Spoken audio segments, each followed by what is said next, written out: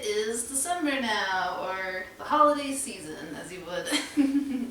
So yeah, I thought I would do something, I don't know, what I thought was interesting or fun, or at least fun for me, that I wanted to do last year, but I just didn't have the time, and now I finally kind of do. So at least time to figure it out. I made a advent calendar, or as I call it, the Avant calendar, you know, like avant-garde, because we're going to be talking about noise music. So I apologize for the audio or anything weird or angle or whatever, because I'm using my actual camera now. I'm trying to figure it out, so this is all new to me, and we'll figure it out.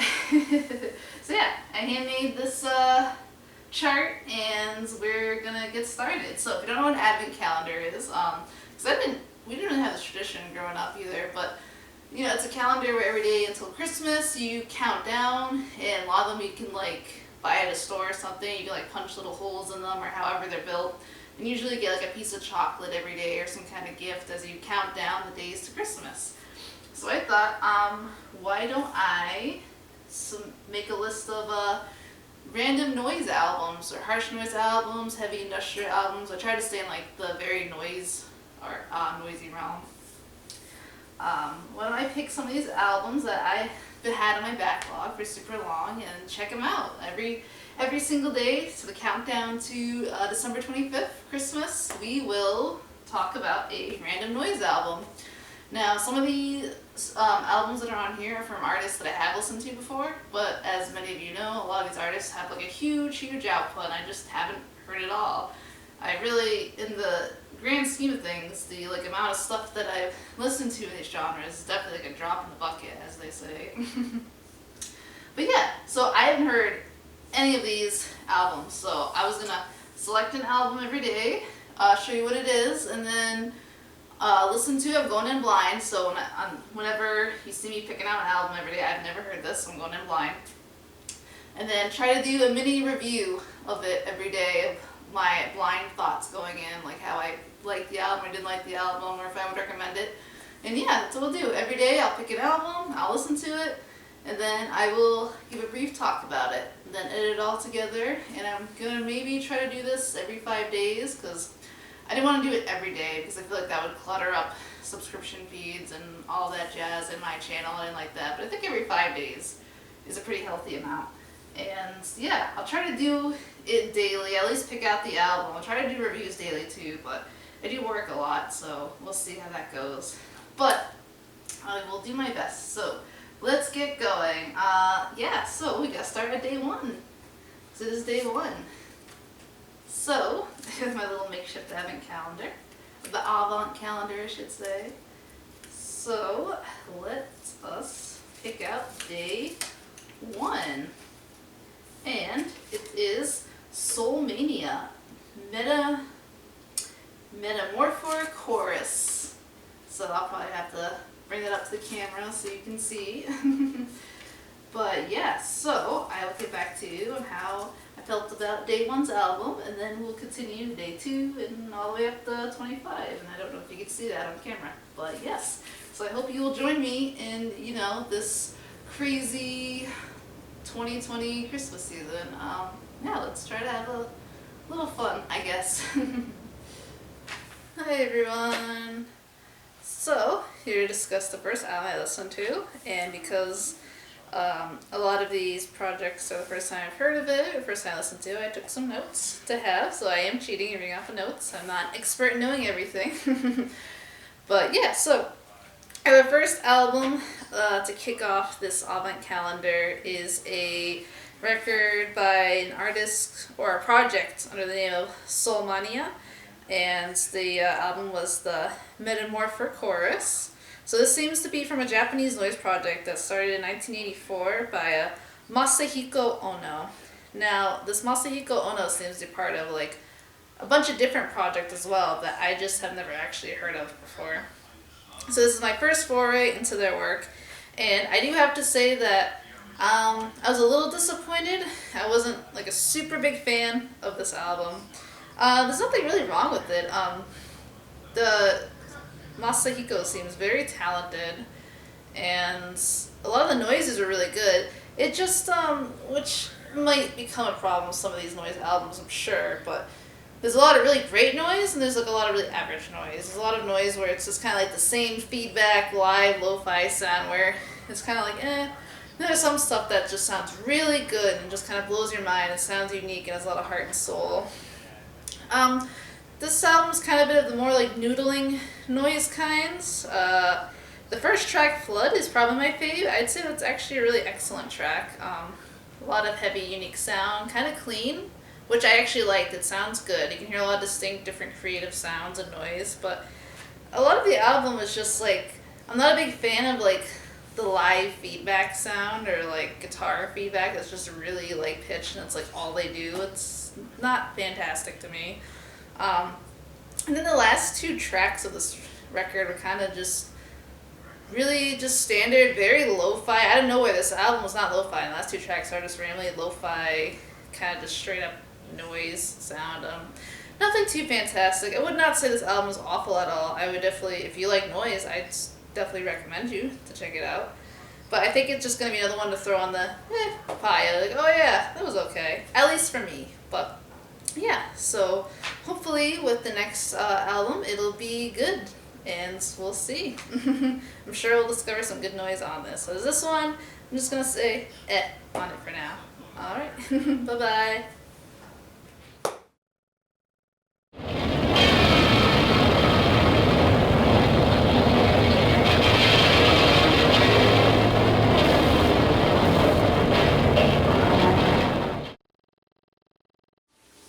Hi everybody. So it is day 2 of the holiday season, or December, however you want to call it. Yeah, so day 2 for our calendar. Yes, so off to a bit of a rough start. Well, I shouldn't say rough. It wasn't an awful album. It just wasn't, I wanted to start this off with something really good and noisy, but we still have tons of albums to go for. So yeah, hoping for something good. But yeah, so I picked out day 2 from the day 2 slot. And I'm very excited to figure out what this is.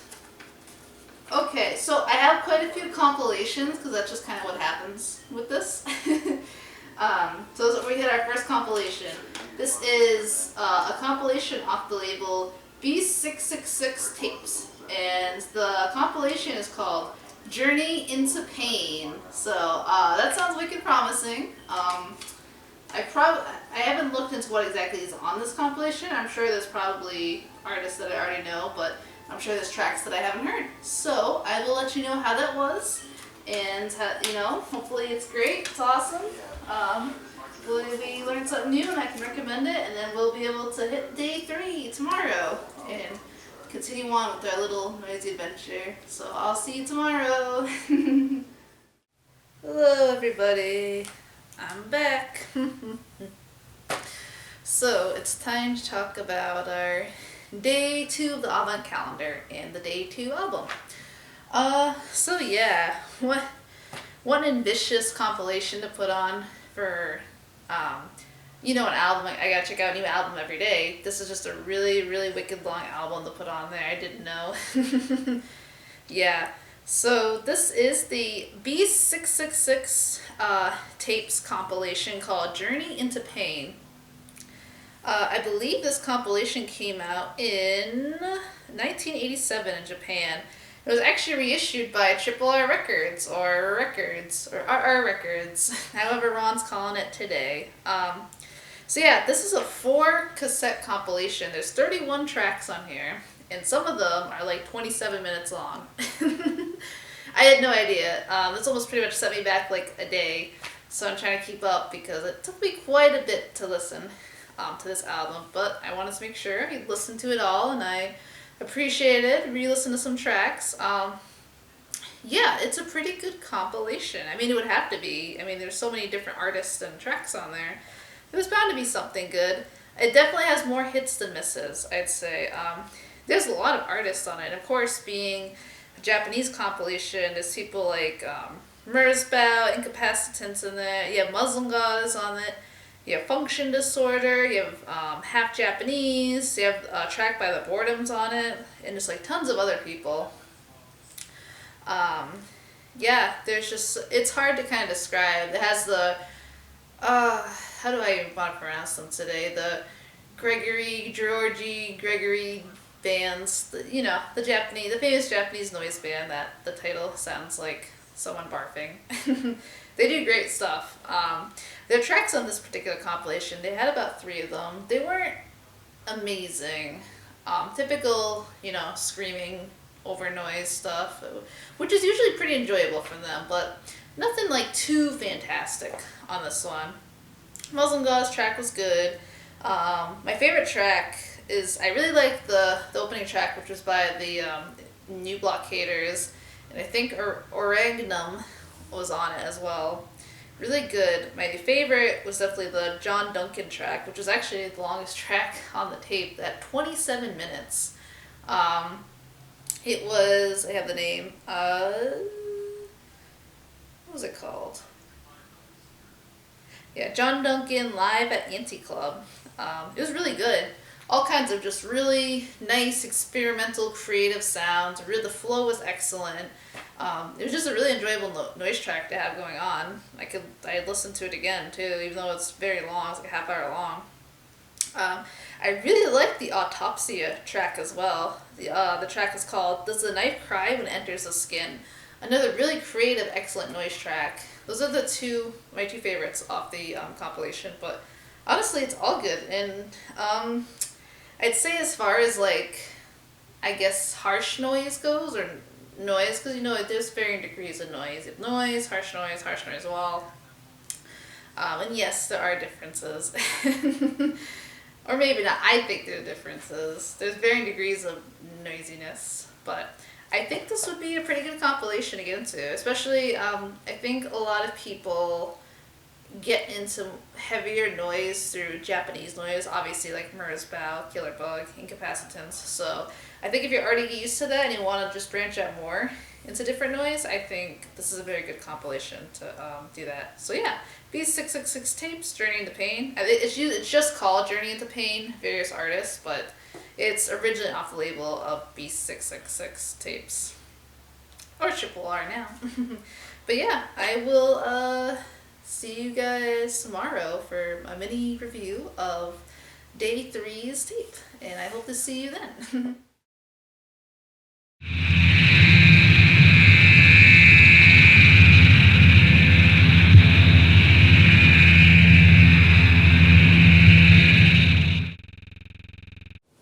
Hi everybody! So, it is Day 3 of December and Day 3 of the Avant calendar.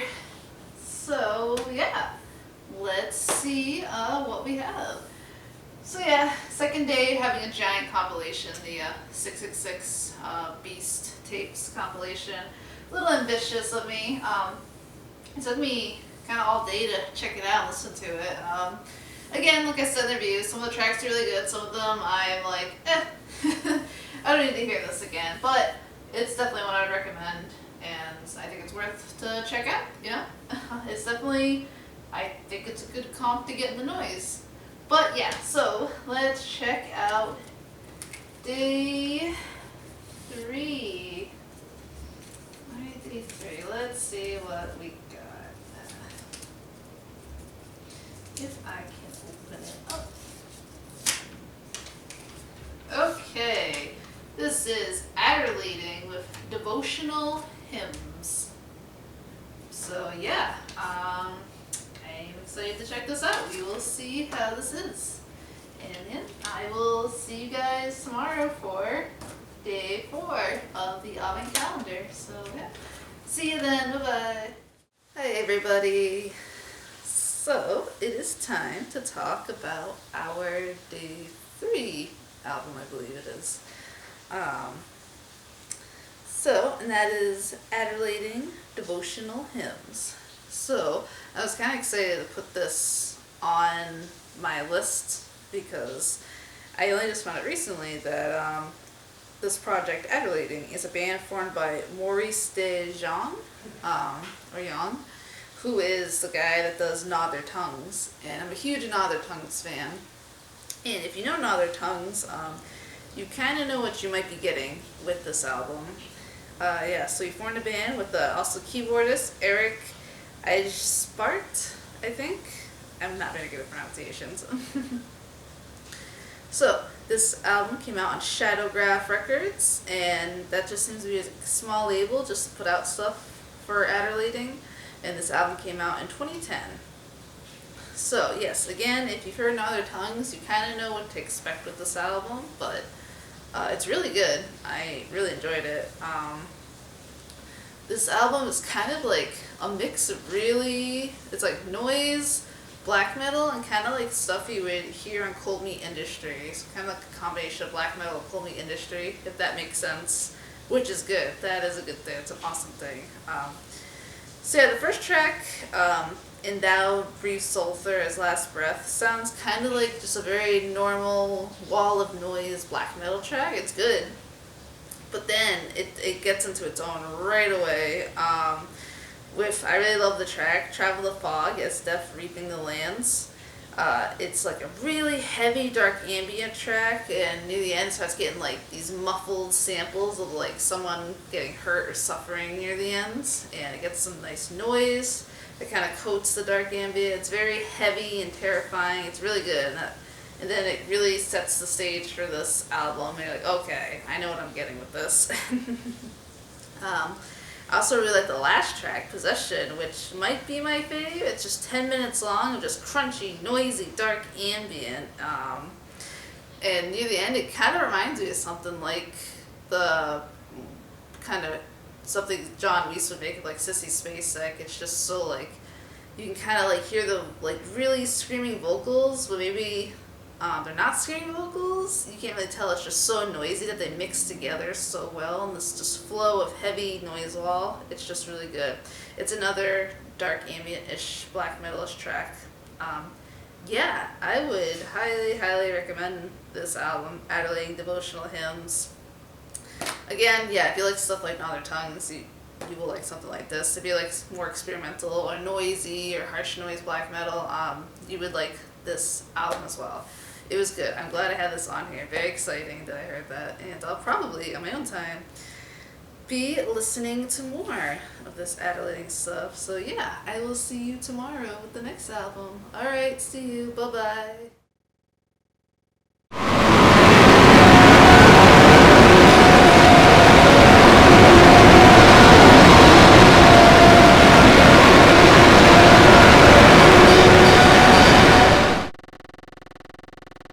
Everybody, so day 4, alrighty. So let's see what we can find. After a very interesting day 3, we will be doing number 4. Very excited. We're having a lot of fun. I'm having a lot of fun already with this. We'll see how it goes. Unless all of this just ends up being really bad noise, then I won't have fun. But no, I'll have fun. Discovering music is very fun for me. Alright. Let's see. Number 4, day 4. Okay. Another Japanese artist. I swear, it's not just Japanese. Well, our last artist wasn't Japanese, but M.S.B.R, Collapse Land.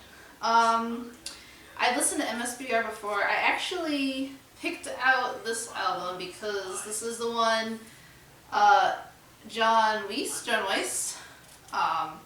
from projects like Sissy Spacek, recommended on his the Amoeba record store, the What's in My Bag. So I wanted to check this out for a while, so it's been on my backlog, and now we can check it out. So hopefully it's awesome and good, and yeah, we shall see. So I will let you know what I think of that one. So I will see you tomorrow. Bye-bye. Hi everybody. So it is time to talk about our day 4 album. Yes. So we had M.S.B.R's Collapse Land. So I do need to make a correction. Previously I said that I discovered this album from John Weiss, on his What's in My Bag from M.S.B.R, but that is incorrect. Actually, I meant to say that he is how I discovered M.S.B.R in the first place, not this particular album. I think he had veganism or whatever that album's called. I can't think.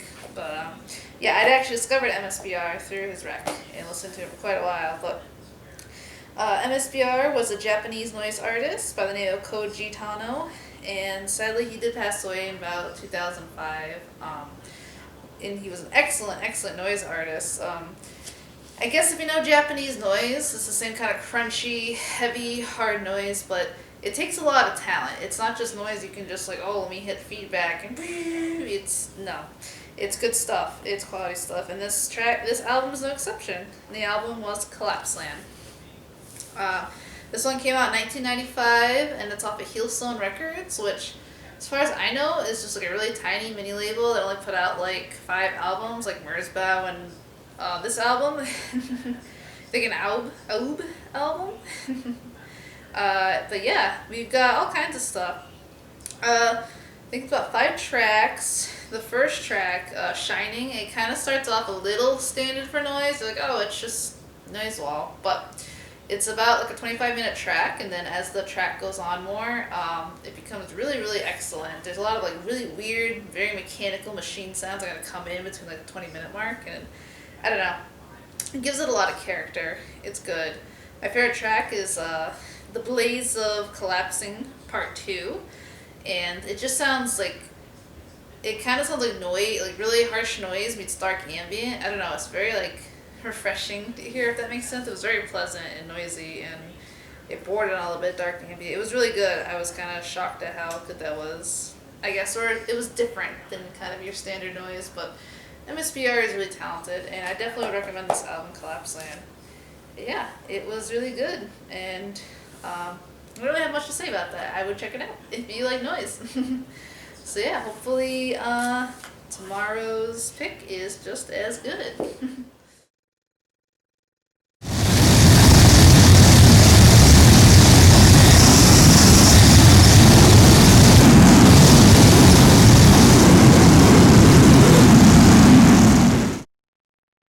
Hi everybody.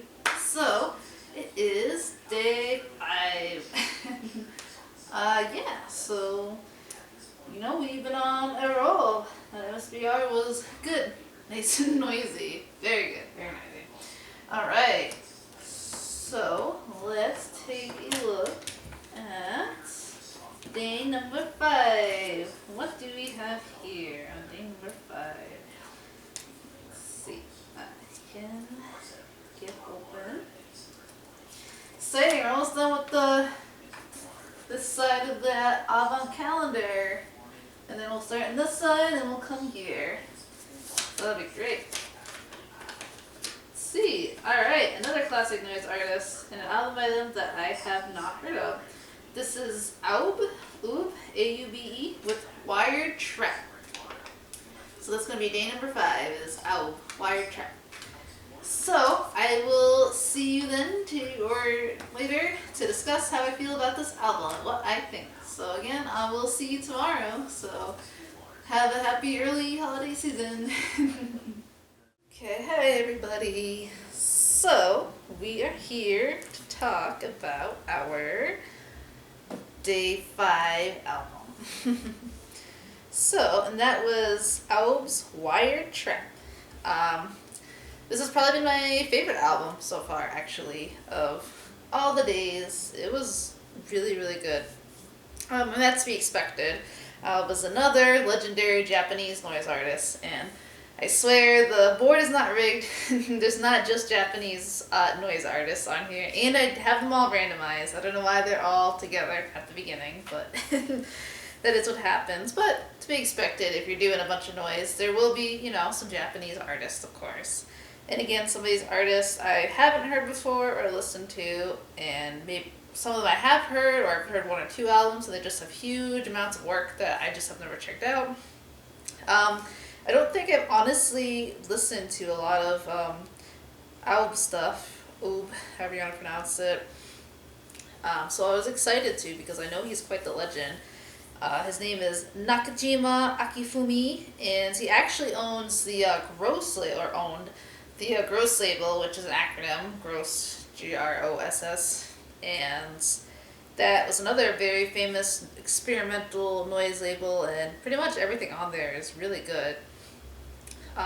Funny enough, this particular album that came out in 1995, The Wire Trap, was actually on Self Abuse Records, which is a US label, and they also put a lot of excellent stuff. And in fact, I forgot to bring it down, but I actually was able to finally get a As Loud as Possible zine, and I bought it right from Self Abuse Records. So they're still putting out stuff. You just gotta email Patrick to get the good stuff. Anyway, so yeah, this was a really good album. Very diverse in the sounds, all like very noisy. Some of it kind of bordered on just really, really heavy kind of industrial sounds. My favorite track, Bound Sensitivity, was kind of that track where it bordered on just some industrial sounds or just really, really heavy. You had like the crunchy, harsh noise. I wouldn't say harsh noise, but it was heavy, crunchy noise. But in the background, you kind of had like grindy machine sound. There's even a synth that kind of was in there with some sounds underneath. There was a lot of layers, and it just sounded good. It just sounded like you're falling and melting into all this harsh machine sound, which is what I want when I listen to noise. The track right after that, called Rubycon, is really good too. It was a bit more lo-fi than the previous track, the Bound Sensitivity track, but it was just as good. It kind of almost sounded like a live noise set in a way, but it sounded very organic and nice, and just some pleasant lo-fi-ish noise. Yeah, this album kind of just jumps right into it. Hits you heavy. It's great. Not really like your super standard noise, or just like, oh, it's noise.